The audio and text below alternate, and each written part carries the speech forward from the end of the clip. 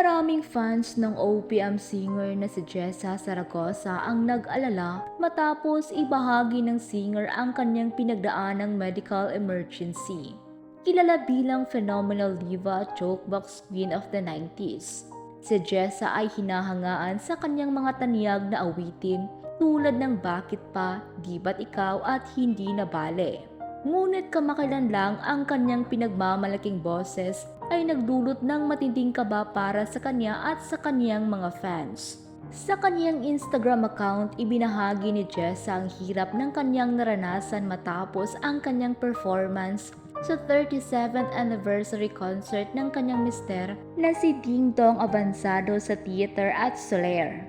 Ayon kay Jessa, bago pa man ang naturang concert, nagkasakit na siya.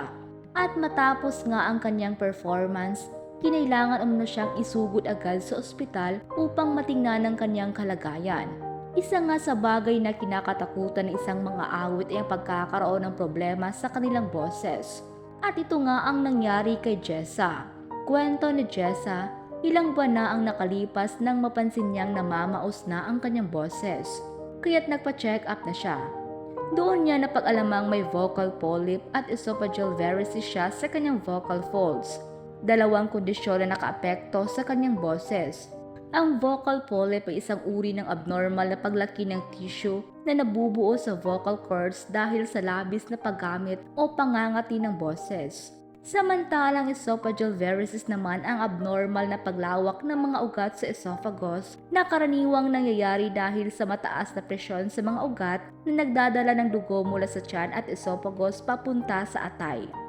Bagamat kadalasang nauugnay ito sa mga kaso ng sakit sa atay, maaari rin itong makaapekto sa vocal folds na nagdudulot ng mga komplikasyon sa boses tulad ng pamamaos o hirap sa pagsasalita.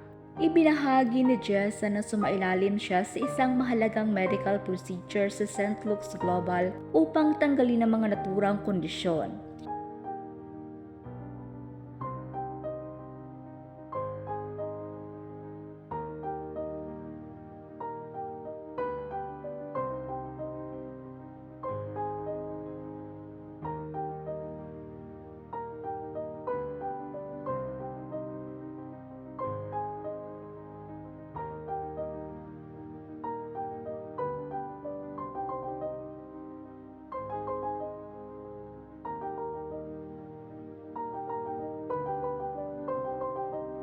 Sa kabutihang palad naging maayos ang operasyon, ngunit kinailangan niyang magpahinga ng lubusan at mag-complete vocal rest ng mahigit 1 linggo.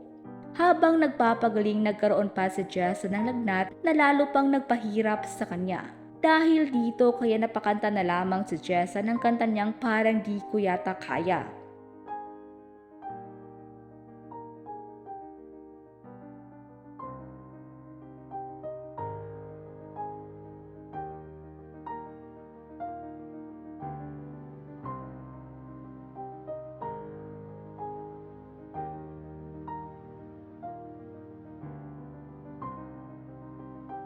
Sa kabila ng pagsubok nito, nagpahayag si Jessa ng pasasalamat sa Diyos, sa kanyang pamilya at kanyang mga doktor.